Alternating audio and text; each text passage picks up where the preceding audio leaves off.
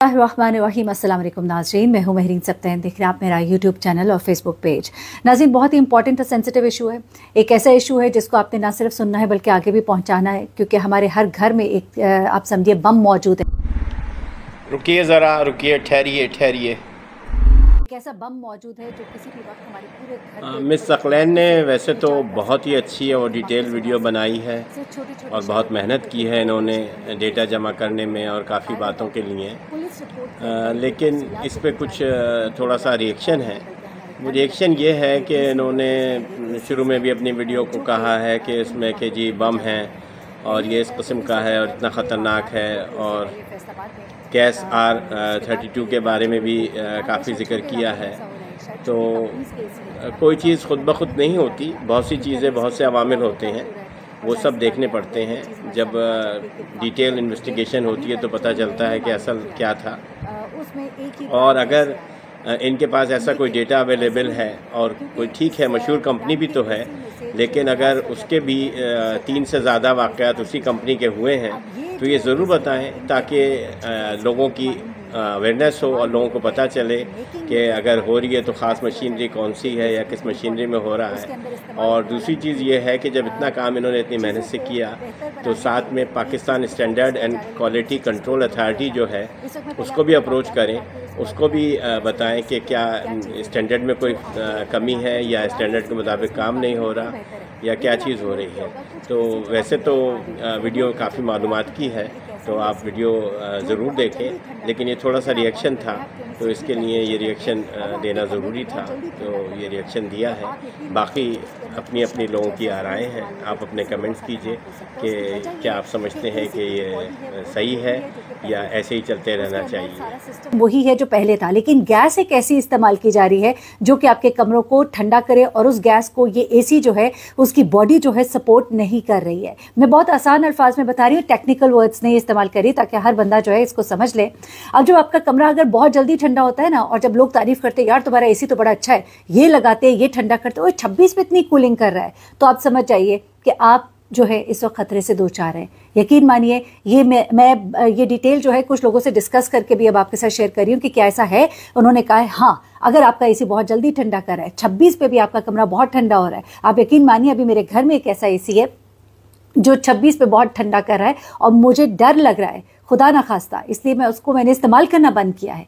और वो एसी उस ब्रांड का तो नहीं है, लेकिन स्टिल जिस ब्रांड के बारे में मुझे मालूम है आप लोग मुझसे बार बार सवाल करेंगे, लेकिन क्या करें, बावजूद कुछ मसलहत है, जाहिर सी बात है, आप किसी को इस तरह से नहीं कर सकते, बदनाम भी नहीं कर सकते। अब पुलिस जो है रिपोर्ट दे रही है, उस रिपोर्ट में ये तो मान लिया गया कि एसी फट रहे, ये माना गया R32 गैस है, ये माना गया R290 गैस है, लेकिन अभी तक एसी के ब्रांड के बारे में उन्होंने कंफर्म रिपोर्ट जारी नहीं की। जिस दिन की हम आपको बताएंगे, जब शान मसालों का मामला आया हमने नाम लेके बताया, किसी भी चीज़ का नाम आता है जब कंफर्म होता है हम नाम लेके बताते हैं। अब फैसलाबाद में 2 बड़े केसेस आपको याद होगा। एक कहा गया था कि जी लैपटॉप है, बच्चा इस्तेमाल कर रहा था लैपटॉप फटा और पता नहीं कोई तकरीबन 9 के करीब अफराद बताए गए, एक ही घर के जाँ बाहक हो गए। लेकिन अब आपको बताऊं कि पुलिस रिपोर्ट में ये बात सामने आई है कि वो 9 अफराद जो हैं वो लैपटॉप के फटने से नहीं हुए, बल्कि उस कमरे में गैस R32 की ज़्यादती की वजह से हुए। जी हाँ, पुलिस रिपोर्ट आई कि R32 गैस उस दिन कमरे में ज़्यादा मौजूद थी। लैपटॉप चार्जर से जुड़ा हुआ था। चार्जर पे वैसे भी कहते हैं कि जब चार्जर से लगाओ कोशिश करें उस वक्त आप काम ना करें, उस वक्त काम कर रहे थे। कोई हल्का सा स्पार्क हुआ है, जैसा बिजली की एक थोड़ी सी फ्लक्चुएशन होती है, फ्लिकरिंग होती है, और उसकी गैस की मौजूदगी में, क्योंकि इस गैस R32 की स्मेल नहीं होती, सबसे बड़ी वजह यह है कि स्मेल नहीं होती, आपको नहीं पता लगता, कमरे में स्मेल भरी हुई थी। फ़ौरन ही उसने स्पार्क पकड़ा और उसके बाद धमाका होता है, और धमाके के बाद घर के 9 अफराद, उस घर में नए एसी लगे थे, नया घर था, लोग वहाँ शिफ्ट हुए थे, और आनन फानन पूरा घर जो है वो खाकस्तर हो गया। उसके बाद अगला वाक़या जो है वो भी रिपोर्ट होता है एक बार्बर शॉप में। वहाँ पर भी एक शख्स जो है वो सिगरेट जलाता है, एसी चल रहा था, वहाँ पर भी R32 गैस की मौजूदगी जो है उसके बारे में कहा जा रहा है, और उसके बाद धमाका होता है और वहाँ पर कोई सुई गैस का कोई कनेक्शन नहीं था, कुछ ऐसा नहीं था, और उसके बाद वो 5 अफराद बार्बर शॉप में जाँ बाहक हो जाते हैं। अब कराची में बाकायदा तौर पे ये केस रिपोर्ट हुआ है, जहाँ पर एक बड़े बिजनेसमैन है और ग्रैंड मार्क बिल्डिंग है, उसके CEO है अरशद तेजानी इनका नाम है। मेरे थंबनेल पे उनकी तस्वीर भी लगी हुई है और ये वाक़या वहाँ पर पेश आता है। और वहाँ पर होता कुछ इस तरह से है कि शाम का वक्त था, पीर का दिन था और 9 बजे का वक्त था। ना उस ऑफिस में कोई सुई गैस का कनेक्शन था, ना कुछ और, सिर्फ कमरे में AC चल रहा था। उन्होंने अपना सिगरेट जो है वो लाइट करने के लिए लाइटर ऑन किया और एकदम से धमाका होता है और वो वहाँ पर जाँ बाग हो जाते हैं। उसके बाद एक और वाक़या जो है फैसलाबाद में रिपोर्ट हुआ, उसमें भी इसी तरह से हुआ कि खातून थी घर में, मुतअद्दिद अफराद ज़ख्मी हुए, खातून जो है वो जाँ बाग हुई। और ये मतलब अब इसकी जो पुलिस रिपोर्ट सामने आई है वो भी मैं ज़रा आपको बता देती हूँ। पुलिस रिपोर्ट में अब बाकायदा तौर पर कहा गया है कि जी ये ब्लास्ट हुआ है फ्लोर पर मौजूद AC की वजह से। फिर ये कहा गया है कि 2 गैसेस R290 और R32 है जो कि इनफ्लेमेबल हैं, यानी कि आग को पकड़ती हैं, आग को धमाका करने के लिए माविन होती है। वो एक ख़ास ये गैस है, इनकी मौजूदगी जो है इस कमरे में पाई गई है, जिसे डिटेक्ट किया गया है, जिसकी वजह से धमाका हुआ है। अब ये देखें पुलिस रिपोर्ट जो है बाकायदा तौर पे इस वाक़े में भी, दूसरे वाक़े में भी, अब फैसलाबाद वाले वाक़े में भी, इन तमाम वाक़यात में R32 गैस कमरे में मौजूद थी, जिसकी कोई बू नहीं होती और बू ना होने की वजह से डिटेक्ट नहीं होता। और जब कोई भी चिंगारी ज़रा सी भी होगी तो आप समझिए कि आप धमाके के दहाने पर खड़े हैं। हर घर में ये बड़ा ही एक खौफनाक चीज़ जो है ये सामने आ रही है। अब ज़रा इसकी वजूहात मैं आपको बता देती हूँ। कुछ चीज़ें जो अभी तक सामने आई हैं, कुछ चीज़ें मज़ीद सामने आएंगी और इंशाल्लाह अगर कोई ब्रांड है पर्टिकुलरली तो उसको भी हम मेंशन करेंगे। ब्रांड नहीं तो सिर्फ और सिर्फ अगर गैस है, क्योंकि देखें ये गैस बाकी गैसेस के साथ मिलके, हवा के साथ मिलके क्या रिएक्ट करती है, नंबर 1।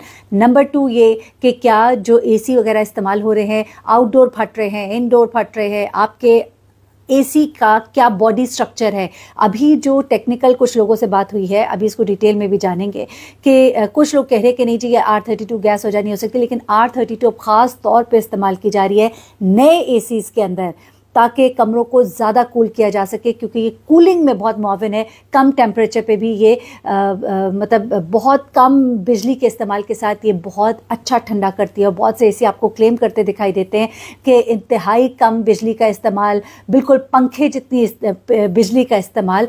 तो उस चीज़ को आप खुद ही सोचिए कि किस तरह से कूलिंग को फिर बेहतर किया गया होगा। तो कहा यह जा रहा है कि ये जो गैस है, 2 गैसेस है, इनका इस्तेमाल किया जा रहा है और ये गैसेस जो है ये इन धमाकों की वजह बन रही है। उसके अलावा जो आपकी AC की बॉडी है, जो स्ट्रक्चर है वो नई टेक्नोलॉजी को सपोर्ट करने के लिए ठीक नहीं है, ये भी वजह बन रही है। और उसके बाद चिंगारी, स्पार्क, तो किसी भी वक्त आप इवन एक बटन लाइट का ऑन करते हैं तो उसके साथ भी धमाका हो सकता है। तो हम इस कदर खौफनाक कहिए, क्योंकि AC हर घर की ज़रूरत है। आप चाहे आप देखिए बिल्कुल नॉर्मल मिडिल क्लास होए, आपकी लो मिडिल क्लास होए, अपर मिडिल क्लास होए, उम्रा के घरों में भी हर जगह पर AC इस्तेमाल हो रहा है। गर्मी की शिद्दत इतनी है, ये जो हीट वेव है इस वक्त हम देख रहे हैं, लोग बड़े परेशान हैं। बहुत लोग कोशिश करते हैं कि AC ना चलाएं, उसके बावजूद उनको AC चलाना पड़ता है, गुजारा नहीं है। तो फिर अगर ये AC एक बम है तो हम क्या एक अपनी ज़िंदगी को दांव पर लगा रहे हैं। इस चीज़ को मैं कहती हूँ हुकूमती लेवल पर उठाना चाहिए, बैन करना चाहिए उन तमाम कंपनीज़ को जो इस तरह की गैसेस इस्तेमाल कर रही हैं, या अपने उनके क्वालिटी चेक होना चाहिए। जो मटेरियल इस्तेमाल हो रहा है AC की मैन्युफैक्चरिंग, उसकी पूरी मेकिंग में वो क्या है, क्या वो सपोर्ट करता है इस नए तजर्बे को जो वो कर रहे हैं इंसानों की जानों पर। ये very important, please share it अपने लिए, लोगों की ज़िंदगियों के लिए, क्योंकि ये मामला जो है ये बहुत संगीन सूरत हाल इख्तियार कर रहा है। 1 नहीं 2 नहीं 15 केसेस अभी तक रिपोर्ट हो चुके हैं और पता नहीं कितने केसेस होंगे जिनको कि रिपोर्ट ही नहीं किया गया, या माइनर नुकसानात हुए होंगे जिनको लोगों ने नज़रअंदाज कर दिया होगा। अपना बहुत ख्याल रखिएगा। मज़ीद जो डिटेल्स होंगे आपके साथ शेयर करूँगी। अल्लाह हाफ़िज़।